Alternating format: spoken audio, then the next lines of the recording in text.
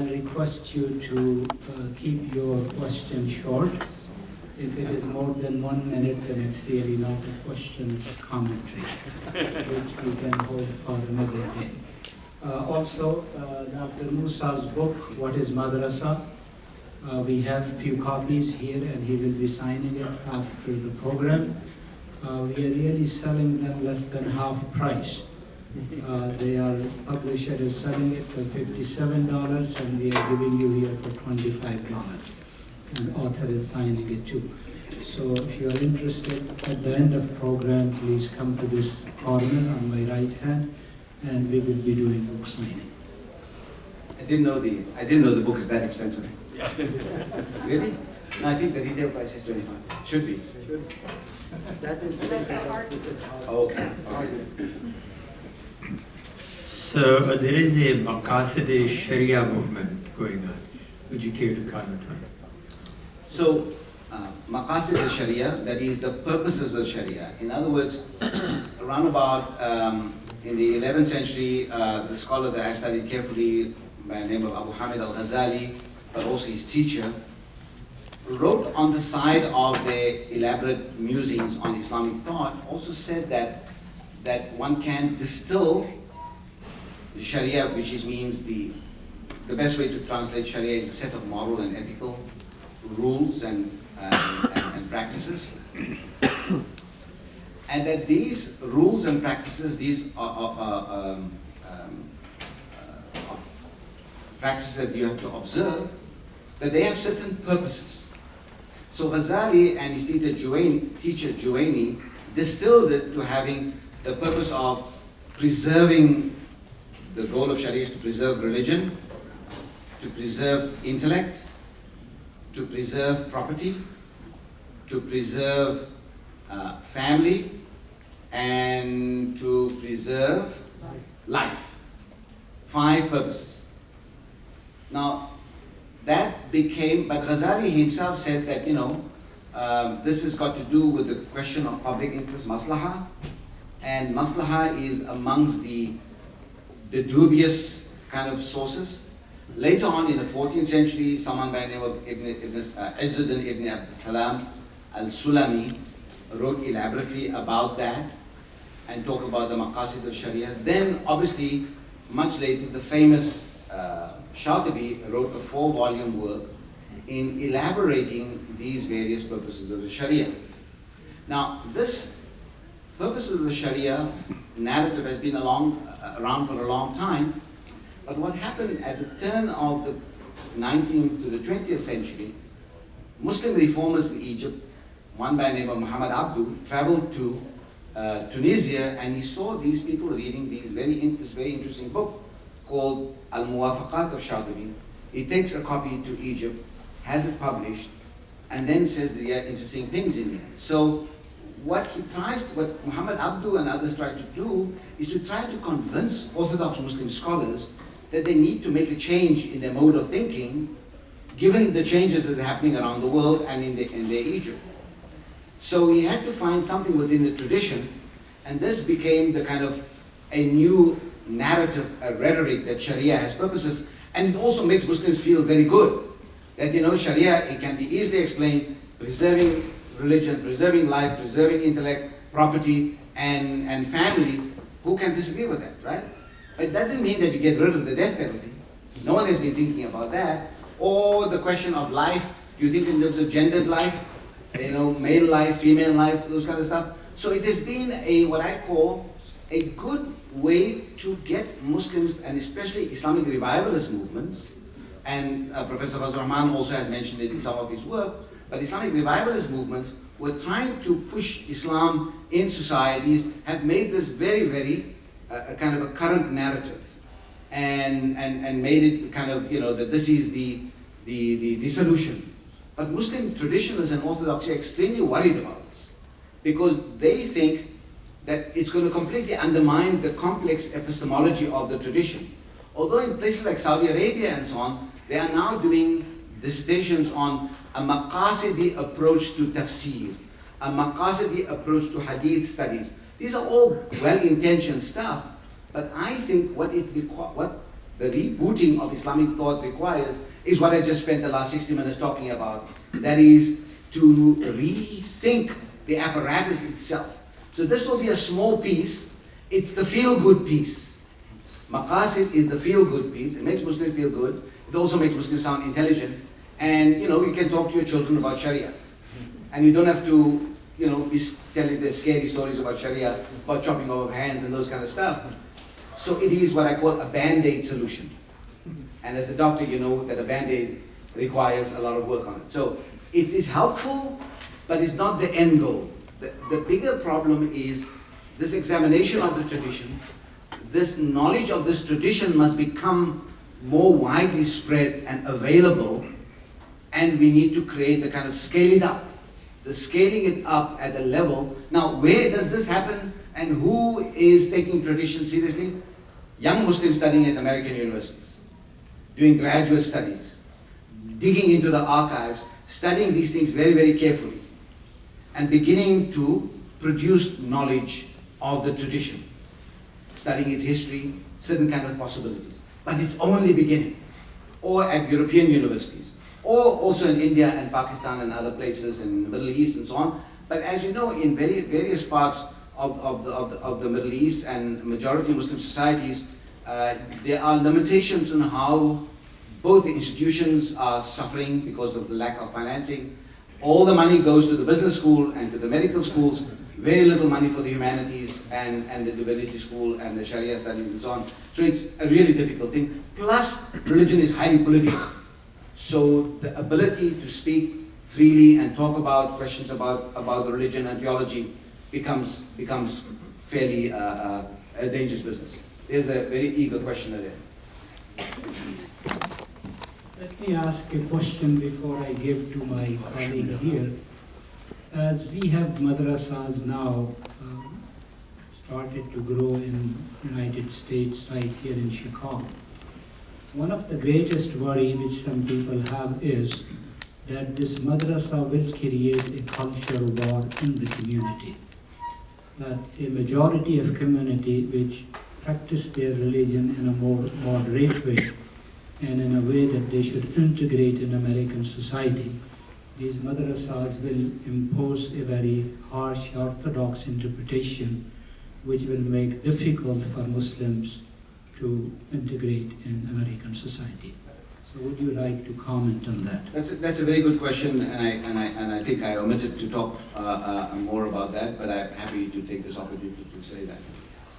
So yes, I come from South Africa, where some of the major madrasas are, and many students from here go to South Africa to go and study at Darul Uloom Zakaria and in Azadville, Zakaria in Indonesia, and Darul Azadville, and several other places. They do their capstone studies out there at madrasas from the US that don't complete the studies. Now look, there are madrasas with teachers. It is very easy and to put all madrasas under the same make them as a cookie cutter. And maybe to a large extent it does produce cookie cutter outcomes. But within madrasas there are also differentiation and different, what we say in Urdu, mizaj and zawq and taste that people have, a certain kind of orientation that sometimes is very rigorous and sometimes very inclusive. So I'm hoping that the madrasas in North America will take a good look at the communities that they are serving and how they want to optimize their service, rather than alienating, but try and make people to integrate and debate. But yes, madrasas and some madrasas do believe that they have the authentic and the only interpretation of Islam, and anybody who don't do that are not necessarily fully, to use a good Islamic word, fully kosher, not fully acceptable by their standards. And so that there is a risk of that. However, when you see American-born Muslims who went through a good education in America, go and study at madrasas, and also then combine that with some amount of higher education, they have a different orientation. So American-born Muslims have a different orientation. There might be some who are very rigorous and harsh, but most of them realize that we have to live in the society, we have families, and they are diverse, and we need to cater for that diversity and for the reality here.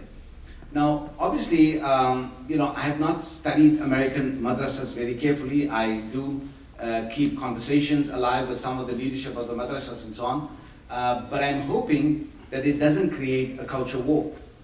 But I would say to you that the culture war is not only from the madrasas. The culture war also comes from Salafi imports from Saudi Arabia.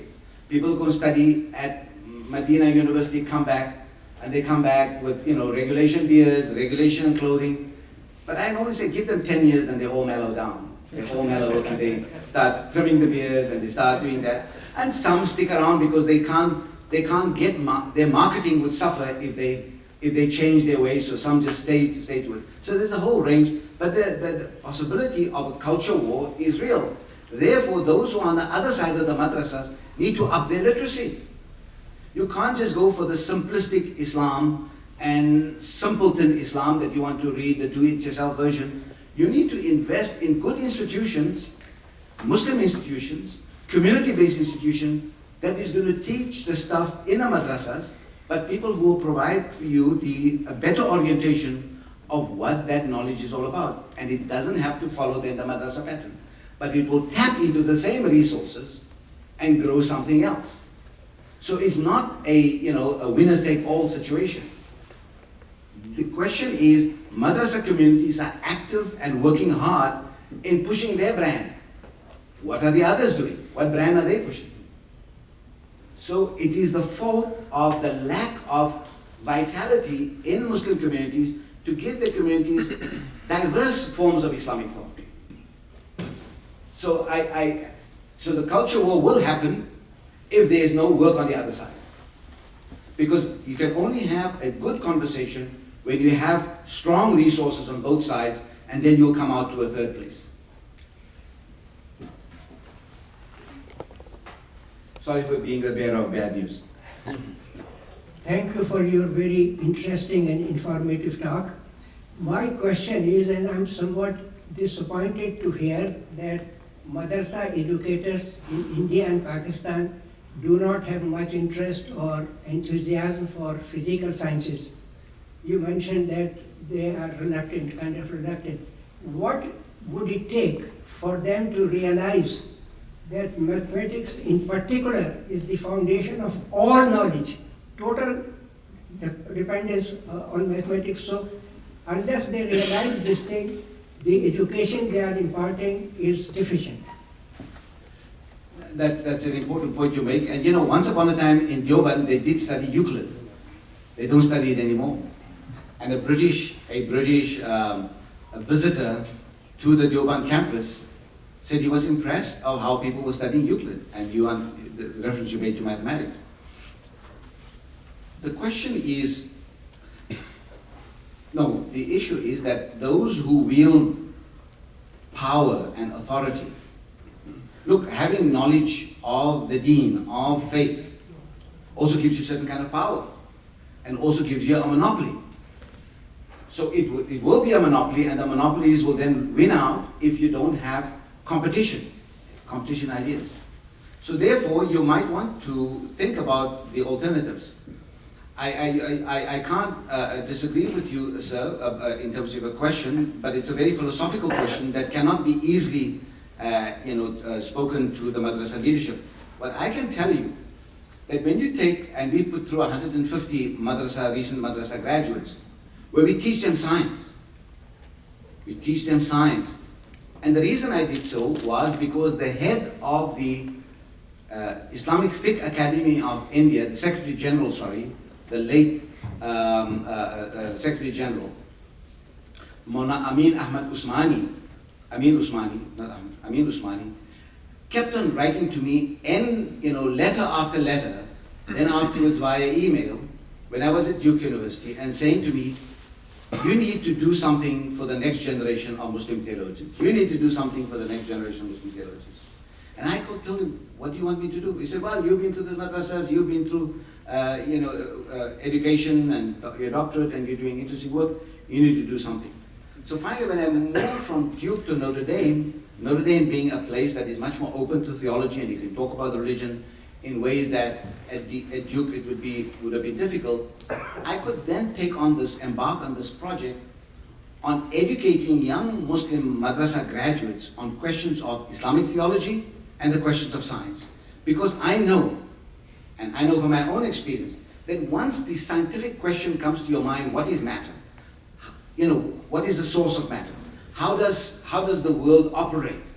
Just in its material forms. You begin thinking, right? And that thinking then translates into questions of theology, the origins of humans. What is the nature of the divine? What's the nature of the cosmos? All these things come in, and then you need to relate your theology and your dogma and your beliefs to the realities around you. Unless, as some people do very comfortably, they have a very comfortable dogmatic life and a very comfortable scientific life. And the twain shall never meet. And they're also quite happy. That's another kind of happiness that people have. But those of us who are trying to integrate different worlds into a conversation, we are suffering and we are struggling and we have anxiety and we have a lot of pain, but we do think it's a task worth undertaking because greater minds before also undertook that. And the question is, when your kid comes to ask you questions about ethics and morality, and you tell them, don't ask questions about that, that's where you can also say, the Sunday school education is not going to work because you need greater literacy and sophistication. So it does work. And there are some voices in India and Pakistan and the Middle East and elsewhere, some voices, but not in the mainstream, who are prepared to experiment. And our experiment has worked, and there's a lot more work to be done. I would encourage those of you who have South Asian connections, when you go back to India and Pakistan, go and speak to madrasa leadership, entice them, educate them, and make donations and tell them, we want you to do this kind of work, and maybe it will work. But you can also do that to the madrasa on your doorstep. Why only go to India and Pakistan? You are miles away from a madrasa with whom you should have a conversation. And if that conversation is not going to be there, then we're going to have the culture wars that Professor Inamul Haq is drawing our attention to. Thank you. Thank you very much for your lecture today. I'll probably watch it a couple of times to digest everything that you've said. My question is that, if you look at the Muslim community, even in the West, or more specifically in the United States, and this is really true of all the monotheistic traditions, whether it's Islam or Christianity or Judaism, that we have a very sort of dogmatic view of religion, a very sort of indoctrination. We indoctrinate our young people in the dogma, and it's based upon interpretations that may have been done 800 years ago, 1,000 years ago, 2,000 years ago, 2,500 years ago. And they're really, really sort of become part of, in our case, Sunni doctrine, very difficult to move. And as a result, you see that you have this, we've seen it in Judaism, a huge movement towards atheism and agnosticism. We see it in Christian Europe, where most of Christian Europe is post-Christian now. The churches are empty. And even in the Islamic tradition, we are seeing so many people, heading out the back door and heading towards agnosticism and atheism. And, in light of your lecture today, I wonder, that certainly seems like an important component of what we need to do to sort of at least stem that tide. But is that enough? Is there more that needs to be done, or has metaphorically the horse bolted from the barn already? This is very difficult to stop. Thank you. Thank you. Yeah, I don't have a detailed eye on what is happening with communities, but conversations with community leaders from time to time, I get that. A couple of years ago, Professor Inamul Haq had a call to me and said, do you know how many people, how many young Muslims are leaving Islam and so on and so forth. So I hear that from other places. The question is that I think that, there's always a high turnover in all religious traditions. People come in at a particular phase of their life and they have a crisis, and then that crisis is solved, and then they move on. They might have prayed 5 times a day, now they start praying 3 times a day. Sometimes they drop it to 1, and maybe once they hit 45, 50, 60, and the cardiologist says, you got, serious heart disease and so on, and now it's back to 5 times a day and a lot of charity and so on and so forth, because you're preparing for the big day, right? So that and a couple of umrahs and going to pilgrimage and so on, and ask the wife to wear the scarf, and you start wearing the beard, and the whole religious transformation happens. So there's always a whole circle in that. So I'm not,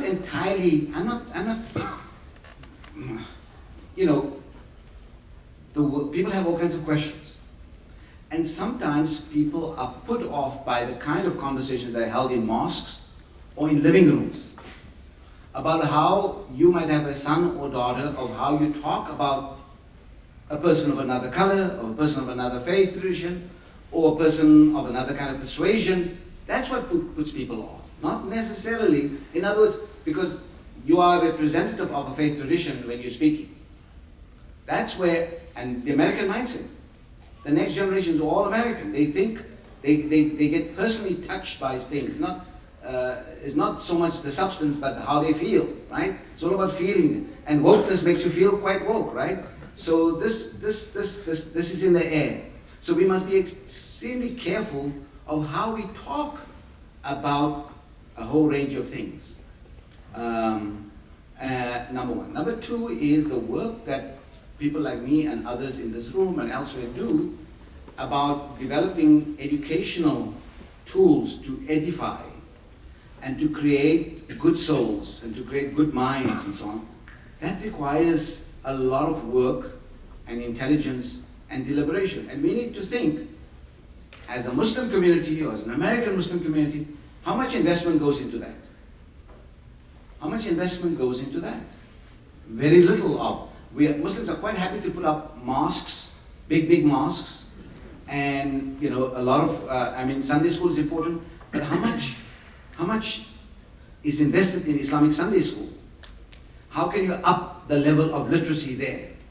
The conversation cannot only happen in the madrasas of Chicago, Greater Chicago area, but the conversation must also happen in your Sunday school, in your group study circles, where you need to grow a certain kind of literacy. And that means you need to dedicate time. You need to read difficult books. And that's what is required. And everything can't be found on Audible, and everything can't be found in a video, which is, I know, is the easiest way where people want to learn. Now, obviously, the other big thing is people like to follow charismatic leaders.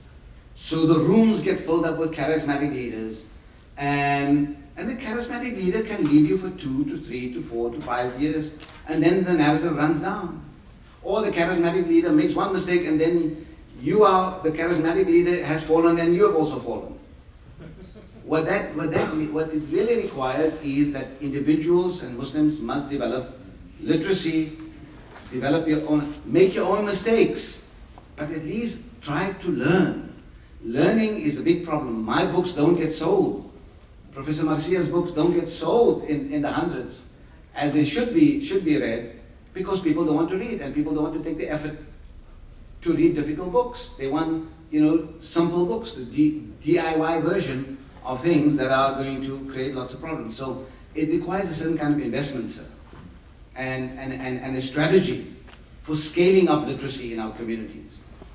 And I remember Professor Azam, the lawyer here who invited me 17 years ago. I gave a written lecture on Ghazali, and it went above everybody's heads. So now this time I started having a conversation. I learned too. Thank you very much for your lecture. I appreciate it very much. As an outsider, I have seen where many of the Orthodox Muslims control the madrasas. And there is a group which are following with the ijtihad persuasion of saying pretty much what you have said. We've got to enter into modernity. We've got to integrate this type of thing. And yet on the other side, I have other friends that say, okay, but the ijtihadis are outside the circle of Islam, and we have to pull them back to the Orthodox before Al-Ghazali and the traditions. And I see this conversation going back and forth. And particularly for those that are being raised in the United States, very much are involved with sort of understanding the ijtihad. We have to understand reality and bring in the modernity, this type of thing. And yet, when we look at the Muslim world, there's just a visceral reaction. And I know that Fazl Rahman, after doing the experiment in Pakistan, said that we can't do this in Pakistan. The hope for Islam is going to be the United States. And yet I hear the other side as well saying it can't be because you were not born in a Muslim society. You were not born and understood Islam, lived under Islam. So you've just been accepted by Americans. How does this work out in reality of pushing beyond this, push back and forth? I'm happy to respond to that. So I think, first of all, people who talk about the majority minority, the greatest contribution to Islam, an entire archive of knowledge came out of India, where Muslims were a minority for centuries, and the Hindu majority, and they produced amazing stuff. Muslims in Al-Andalus were not the majority. Great stuff. So don't let anybody fool you with this majority minority stuff. Wherever people put themselves to work and they do intelligent work, they will make a contribution to civilization. So what we need to do is to become, how do we become architects of civilization?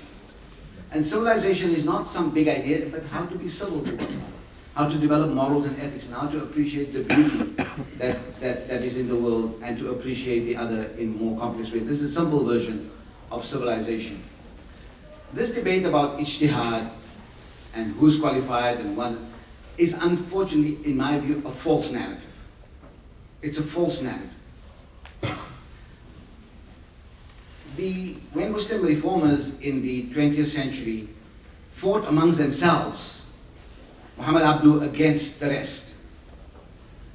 So what they said that we need to do ijtihad. What they meant by ijtihad is that some of the applied rules need to be rethought in the light of new realities.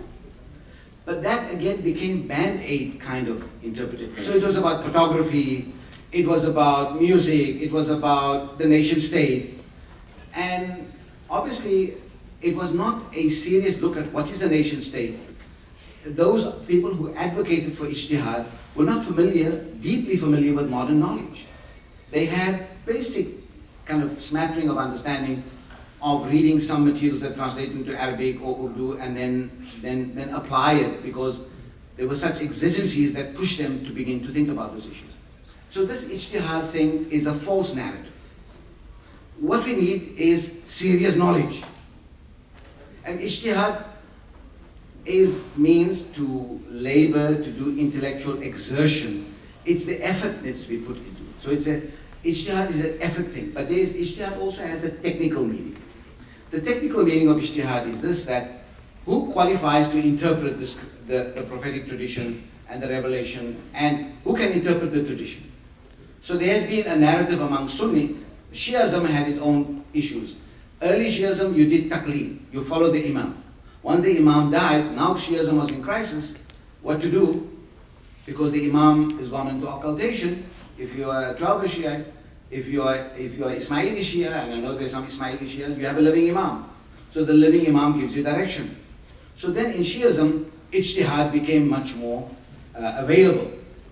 In Sunnism, what had happened, that ijtihad was alive, but it continues to reduce itself into specialist areas, because they thought that the early masters of the legal schools had done enough work that you can just apply their rules or extrapolate the rules and solve your problems today, right?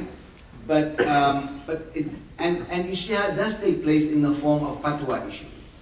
But friends of mine like Ziauddin Sardar and a number of Muslim modernists kept on putting up this language that ijtihad is a silver bullet. Ijtihad, if you understand it as knowledge, effort in knowledge, then yes, that would be the solution. But then you need to take knowledge seriously, and you need to bring that knowledge to bear on your theological tradition, your moral tradition, your lived tradition, and you need to engage in knowledge production.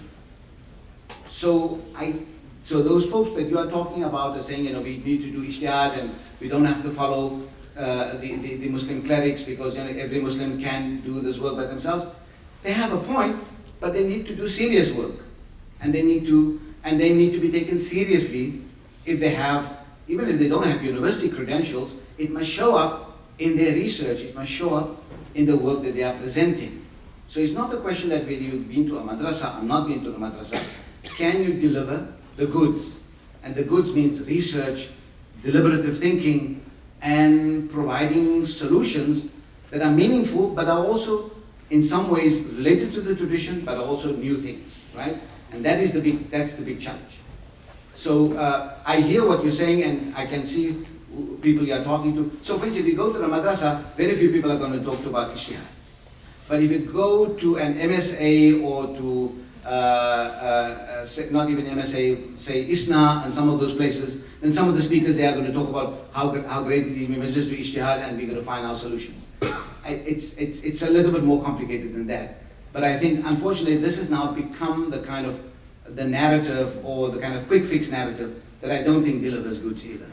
What we need is serious deliberative institutions, and institutions that are going to do serious work in North America to bring the knowledge of the tradition to the foreground, but also don't make the tradition a scapegoat, number one, and number two, don't shield behind the tradition in order to stop the conversation. A lot of people talk about tradition in order to make tradition a conversation stopper. If everything I have said here tonight is that there must be a lot more conversation between actors who claim that they are people of tradition. People of tradition talk to each other, they don't shout at each other. They don't use ugly terms to delegitimize each other and say kafir, fasik, fajir, those kind of stuff, right? They don't use those kind of expletives to outlaw the conversation. So that's what is required, a civilized conversation. Even if you think the other side is wrong, if you want to win the other side over, produce your arguments. And your arguments must be persuasive. That's what tradition is. Tradition persuades. So we have time for one more question. Yes. And then we need to All the questions go from the right, so we need a question from the left. That's a lot of pressure. I have a very simple question, one about current events that will not require much time from you at all, I'm sure. But you've made references to madrasas in India in particular, the work that they're doing there, and it sounds like there's a very vibrant community. And I'm wondering, how are they adapting and surviving in an era of Hindu nationalism and serious dysfunction in Indian society? Institutions like this must be targets in many cases for some of the forces that have been unleashed. What is going on over there, and how do you see that progressing? Thank you. India's communal and politics in India move so fast, so I might be off topic, but I'll tell you some of my comments. The work I'm doing is not only in India, but also in Pakistan. And in December, I'm having a workshop with about 25 ulama in Bangladesh. So we're also getting Bangladesh, and hopefully this kind of conversation will continue in sub-Saharan Africa, from Nigeria, Mali, and other places. That's part 2 of the project, to see these kinds of conversations. Because I think this idea of waiting for some magical madrasa to emerge that's going to do all the things is just not going to happen. See the ideas amongst individuals, and they will find their own ways and so on. So that's been my philosophy. As to how are Indian Muslims dealing with Hindu nationalism, with great difficulty. And they are being challenged every day, but they also know how to survive. They are survivors, and they're finding ways of dealing with it. They're also raising their voices, and they are warding off the attacks that they get from time to time during COVID.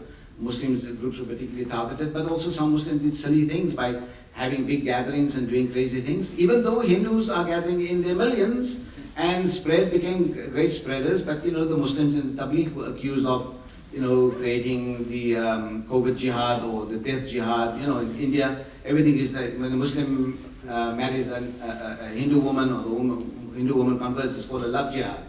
And now it's called the COVID jihad, and all this kind of terms that so they're very good at making up labels in India. But but I think they're surviving, and there are challenges on a day-to-day basis. But my colleagues in India are working through. The biggest challenge we have is that those people that we took through our programs, we have to make sure that they can continue the work in India. In other words, They need to replicate the kind of knowledge that they found in our community, the small community that we founded there. How do they now, advocate that knowledge into institutions and into other places of learning to again scale it up to a level that it can be effective? Because this could just be a shot in the dark, right? A little bit of experience, we all feel happy, we write the reports and feel good. But how do you scale this up? If I can get a few madrasas to buy into this, get some of their best students to be part of our community of conversation, it can do so. In Pakistan, it's quite effective because many of the graduates that we have are also teachers of Islamic studies at universities. All students in Pakistan must take some Islamic studies classes. And that's a very important point of intervention because lazy teachers and instructors of Islamic studies can see dangerous ideas in people's minds. So if you have sophisticated teachers, the next generation of Pakistani citizenry will have a much more wholesome and complex understanding of Islam. And that's what is needed. And so, we continue to pray for the betterment of Indian society and that Hindus and Muslims find a way to coexist in ways that they've always found, and they do so. So it's not entirely negative, but there's a lot of pressure. Thank you. Thank you. Friends, will you join me in thanking Professor on this valuable conversation? And as we thank him, we also allow you to go over there to relax. He will be signing books, and before you run, he will be here to sign books. This is part of, and the professor knows this, most of everybody that knows me knows, this is part of the religious lecture series of the institution to help build what you asked for, literacy, that we might actually know something that would maybe help inform our lives. So the Heschel Lecture is a week and a half away. Abraham Joshua Heschel Lecture. We have a young woman who is teaching a Catholic Theological Union and comes to us from Eastern Europe. She brings a great deal of interest and will be bringing a question around mysticism. She teaches at a Catholic institution. She's an Orthodox Jew. It is the kind of interaction that we have had the pleasure of with you, sir, and with, I hope you will also now, one more time, we need to thank my dear colleague, Professor Inam al-Haq, our Muslim chaplain. All that he has given us as an institution and the broader city of Chicago's support. Thank you all for coming. It is a joy to have you here. Professor, I think they're waiting to sign your books with you. Come on. Thank you, sir. Thank you, sir. And